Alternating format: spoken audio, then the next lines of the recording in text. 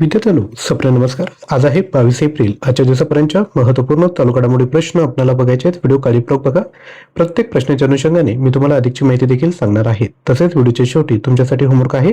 Daily बेसिसवर जर तुम्हाला असेच व्हिडिओ बघायचे असेल तर चॅनलला देखील अवश्य सबस्क्राईब करा. डेली सकाळी 6 वाजता आपला व्हिडिओ येत असतो.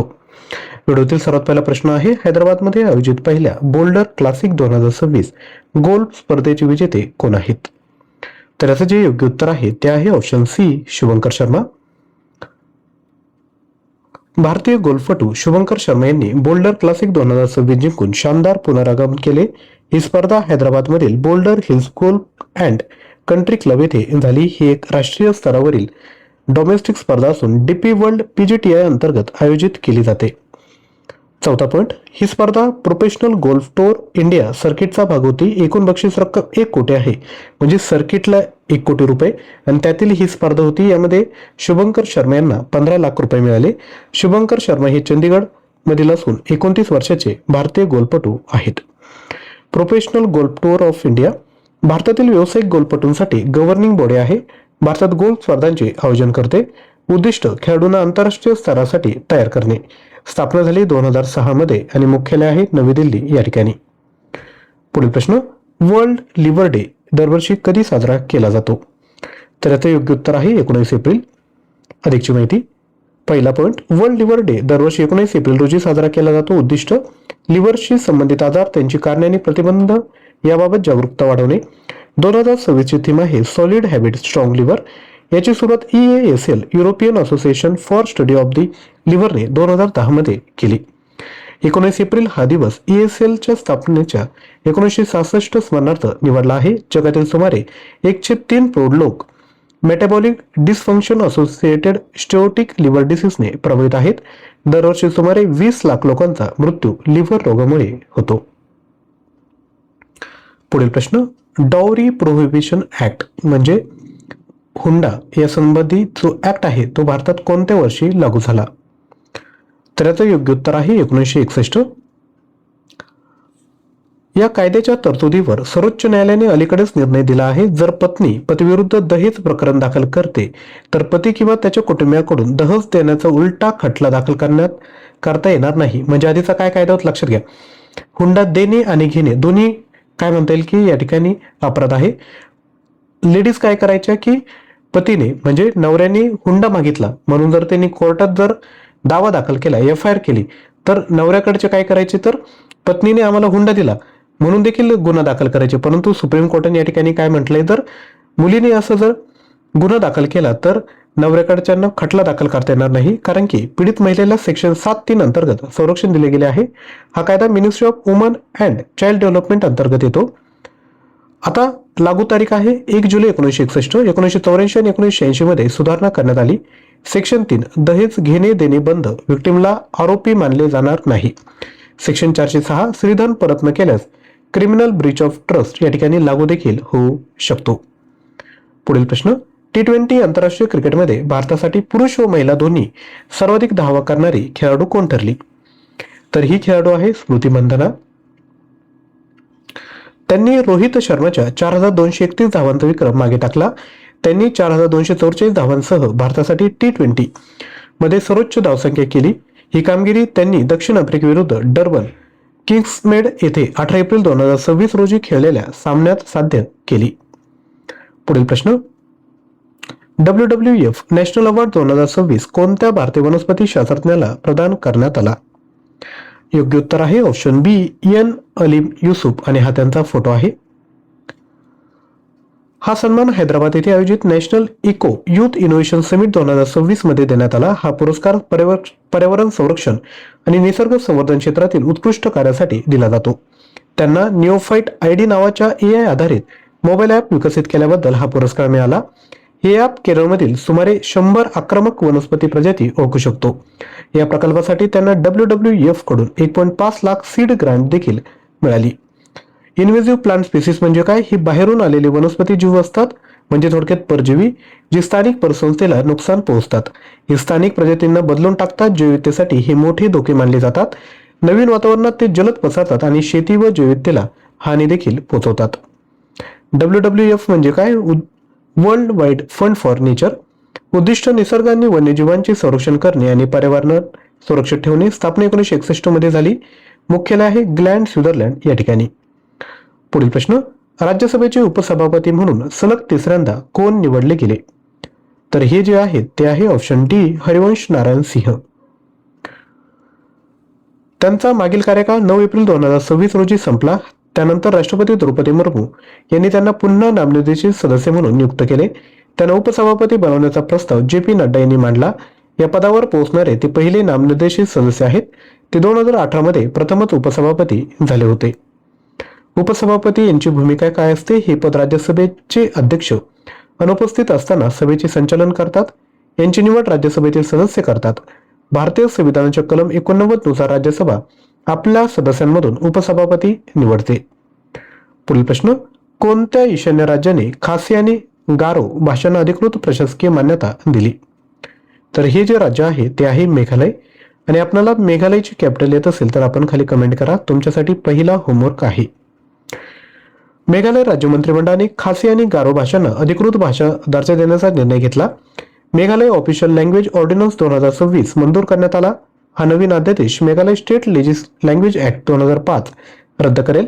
यामुळे सरकारी सूचना आणि प्रशासकीय कामकाजात स्थानिक भाषांचा वापर वाढेल. आता खासी आणि गारो भाषा सरकारी संवाद, प्रशासन आणि परीक्षांमध्ये वापरल्या जातील. कलम 345 काय आहे? तर राज्य विधिमंडळाला राज्याच्या अधिकृत कामांसाठी एक किंवा अधिक भाषा स्वीकारण्याचा अधिकार या ठिकाणी आहे. पुढील प्रश्न, हार्वर्ड साऊथ एशियन असोसिएशन द्वारे 2026 चा पर्सन ऑफ द इयर म्हणून कोणाला सन्मानित करण्यात आले?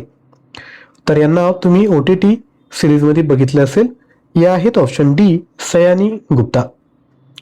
बॉलिवूड अभिनेत्री सयानी गुप्ता यांना Harvard South Asian person of the year award 2026 ने सन्मानित करण्यात आले. हा पुरस्कार हार्वर्ड साऊथ एशियन असोसिएशन द्वारे दिला जातो.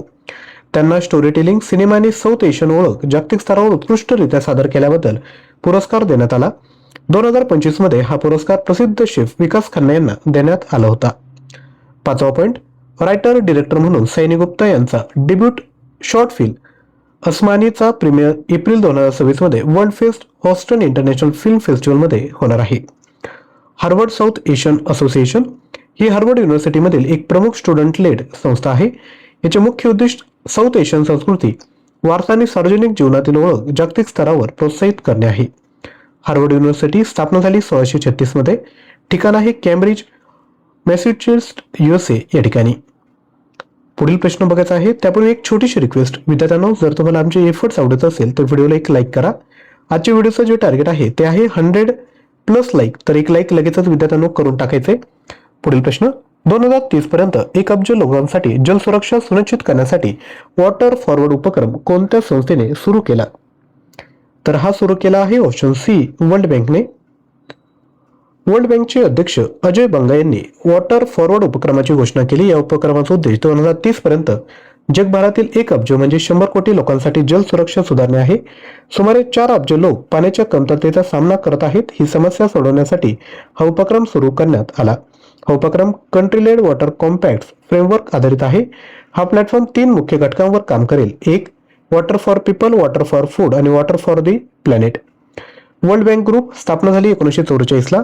मुख्यालय आहे वॉशिंग्टन DC, USA आणि अध्यक्ष आहे अजय बंगा. पुढील प्रश्न, एन रामचंद्रन यांचे नुकतेच निधन झाले. ते कोणत्या संस्थेचे माजी अध्यक्ष होते? उत्तर आहे option B Indian Olympic Association. Indian Olympic असोसिएशनचे माजी अध्यक्ष नारायण रामचंद्र यांचे वयाच्या 77व्या वर्षी निधन झाले. ते 2014 ते 2017 या काळात इंडियन ऑलिम्पिक असोसिएशनचे अध्यक्ष होते. त्यांच्या नेतृत्वाखाली 14 महिन्यांच्या बंदीनंतर आयोला पुन्हा ऑलिम्पिकमध्ये पुनर्स्थापना मिळाली. ते वर्ल्ड स्क्वॉश फेडरेशनचे अध्यक्ष 2008 ते 2016 देखील होते. IOC मान्यताप्राप्त आंतरराष्ट्रीय फेडरेशनचे नेतृत्व करणारे ते पहिले भारतीय होते. अलीकडेच वर्ल्ड स्क्वॉश फेडरेशनचे पहिले ऑनररी लाईफ मेंबर ते झाले होते. तर अशा पद्धतीने एकूण 10 प्रश्न बघितलेत. आता कालच्या व्हिडिओतील प्रश्नांची रिव्हिजन करूयात. कालीवाकर प्रकल्प कोणत्या राज्यात आहे? उत्तर आहे कर्नाटक, कॅपिटल बंगळुरू. ओडिसाची भुवनेश्वर, गुजरातची गांधीनगर तर राजस्थानची आहे जयपूर. पुढील प्रश्न, सागरमाला कार्यक्रमाचे प्रमुख उद्दिष्ट काय? तर ते आहे बंदरांवर आधारित विकास. पुढील प्रश्न, एप्रिल 2026 मध्ये खनिज विदेश इंडिया लिमिटेडला कोणत्या देशात लिथियम उत्खननासाठी पर्यावरण मंजुरी मिळाली? उत्तर आहे ऑप्शन सी अर्जेंटिना. नेक्स्ट, मोसादच्या इस्रायली गुप्तचर आणि विशेष कार्यवाह्य संस्थेच्या पुढील संचालकपदी कोणाची नियुक्ती झाली? उत्तर आहे ऑप्शन बी रोमन गॉफमन यांची. अलीकडेच बातम्यांमध्ये दिसलेले न्युशेटेल सरोवर कोणत्या देशात आहे? उत्तर आहे स्वित्झर्लंड.